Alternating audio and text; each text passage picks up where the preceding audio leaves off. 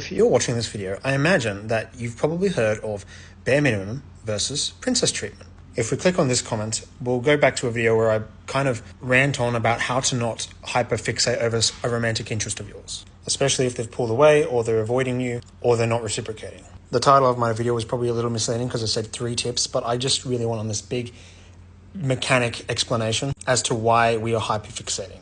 And the reason as to why we are hyperfixating is because the problem that exists in front of us already existed in our mind beforehand. That's a very esoteric way of me saying we manifested the problem in front of us. And one of the ways that we subconsciously manifest problems around us is because we are looking through the lens or coming from the perspective in which those problems come about. Bear with me, let me explain. This is still something that I'm learning too, by the way. So the other day, my shower had no gas and I had no cooking gas. There is a con and a pro when it comes to renting out an apartment. The con is that sometimes the power is going to cut out. The pro is, for the majority of the time, you're probably going to have power. You can't have the pro without the con. I hope that makes sense. The same is true for literally any other thing that you look at. Everything has a pro and everything has a con. It's kind of like a risk versus reward thing. It's like if you want to get into a romantic relationship with someone and experience a lot of sexual intimacy, you still have to face the potential risk of rejection and heartbreak. One cannot exist without the other. Now, every one of these lenses or paradigms or belief systems that we have pros and cons. Bare minimum versus princess treatment has this idea that there's a pro and a con. It makes us believe that anything less than princess treatment is bad. There's this contrast that happens in our brain too, by the way, where we're literally comparing good versus bad. And this is how a lot of advertising works, actually. There's always like before and after photos. And those photos hook a lot of people. Not me personally, I don't fall for that. But I know even on Facebook, they actually kind of try to ban that because they know it works so well to make people fork out money. This is especially true for things like skincare products. But no one ever told us the downsides of having this bare minimum versus princess treatment paradigm in our head. We, when watching TikToks and material on this matter, feel so immersed in the messaging of the princess treatment stuff. We start to feel like we are one with the messaging. We form very strong opinions and align ourselves with the messaging. And because we're so immersed, we tend to forget any other things out there. We might even forget that there's actual real cons. Not the fake con about bare minimum being kind of bad and princess treatment being more on the good side, but it's not just a left and a right. There's an up and a down. And the down is, did we know that the whole time we were looking at this princess versus bare minimum stuff, that we were actually being judgmental the whole time? Did we realize that we were kind of being lied to the whole time? I myself, as a Christian and traditional thinking type of person, failed to see the risks with a traditional relationship.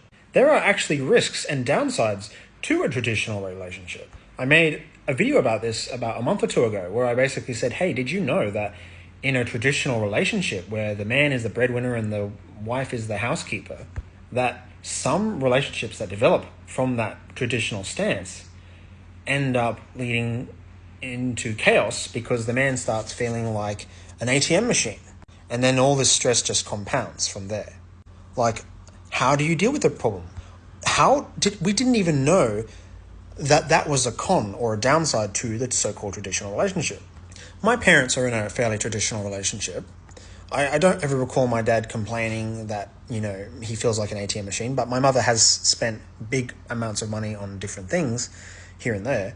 And he usually gets a bit stung by that, but they get on good terms very well otherwise.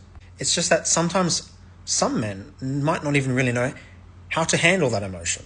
They were not prepared for that. They had no idea what else existed out there except for what they already knew. And what they already knew kind of prevented them from seeing what else was out there. And so, of course, the problem that they might face, such as feeling like an ATM machine and the relationship has a downfall, manifested because they were completely unintentionally ignorant of potential consequences, of the potential cons. So it's not just like left versus right, it's up versus down and forwards versus backwards type of thing. This forwards, backwards, left, right, up, down stuff, That's kind of like me looking at the laws of the universe. You can look up the Kybalion to understand what I'm talking about. It's basically like the law of polarity, the law of cause and effect, the law of rhythm, and the law of gender, and the law of... I can't remember the other ones. The ones at the top are a little bit more confusing to me. As above, so below, that type of thing. And so by leaning into our belief systems, our lenses, our paradigms, our ideas of what we think is true, we tend to, a lot of the time, self-sabotage ourselves, which then in turn sabotages the relationship that we like to desire. Manifest. And manifest can sound very esoteric at times. Some people just have these very mystic videos all over the place. It's just another way of saying creation. And sometimes these creations or the problems that we manifest, we never intend for these things to happen. But what we kind of should be doing is preparing for the winter. This is how I say it, because the Bible says, be like the ant and prepare for the winter, because winter is coming and there's not going to be any food growing in the winter. So what do the ants do? They work hard all summer preparing for the winter. And so that's kind of what we need to do sometimes in our relationships and when tackling our problems. Because did anyone really expect that winter was coming? Did anyone expect that your loving partner was actually ever going to pull away or start talking to someone else? What protocols did we have in place that enabled us to handle that? And the thing that we're looking at, we might develop strong opinions on what we're looking at as well. So if our romantic interest is pulled away or talking to someone else, we might either be okay with that or horrified by that. Like, it really just depends on what lens we're looking through. It also depends on the things such as motive, intentions, and contexts. Now, the real juicy part that I really wanted to get to, my phone's at 3%, I wanted to bring this point to your attention. This is what I'm about to say. Because if I haven't conveyed anything meaningful on this video, then this is what I want to convey. I was just watching a Mr. Beast video on the channel Carl on YouTube. And what you'll notice, if you watch a lot of his videos, there's always this emotional divide between the contestants. And this is what happens to us in real life. There's always this emotional divide because whoever is the ruling party tends to set the rules. They kind of set the boundaries. What's at stake? If you want to win $10,000, you've got to compete against players number 2 and 3. And unfortunately, we do this in real life without even realizing it. And we do this by being fixed, a lot of the times unconsciously, without even realizing it, in a certain paradigm or lens. And we're all subject to this. I'm still subject to this. And it freaks me out. And I am going to give this a name. I'm going to call this the moderator versus the contestant dynamic.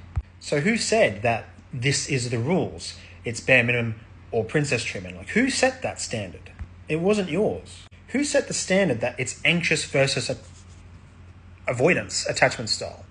You will hear so many other different things, right? You'll hear so many different other ideas. Distancer pursuant, borderline personality disorder, ADHD, etc. But those are just puddles that we're trapped in. We see the rules of the game through those puddles that we're sitting in. We're sitting in a puddle of water, and those are the rules of the puddle. Why are we sitting in these puddles with these very unique lenses, these very unique set of rules, when we could be the moderator instead? It's kind of like that dating advice I heard one time in a book, actually, where, you're trying to figure out when and where you're supposed to meet women, when really you choose when and where to meet women. It's completely outside the spectrum, because if people are asking when and where to meet women and people answer that question, you might think, oh, this is okay, that's not okay, this is okay, that's okay, and you're kind of going by that spectrum. But by going outside that spectrum and asking ourselves, hey, what can I do to decide for myself where I'm going to choose, when I'm going to choose for myself? It's just more open-minded, it's more open-ended, it's just more different. And I've got 10 seconds left. The crucial piece of advice that you need to know is that whatever piece of information is in front of you is what will be developing your emotions. If you want to develop different emotions, change the piece of information in front of you. Just like eating food.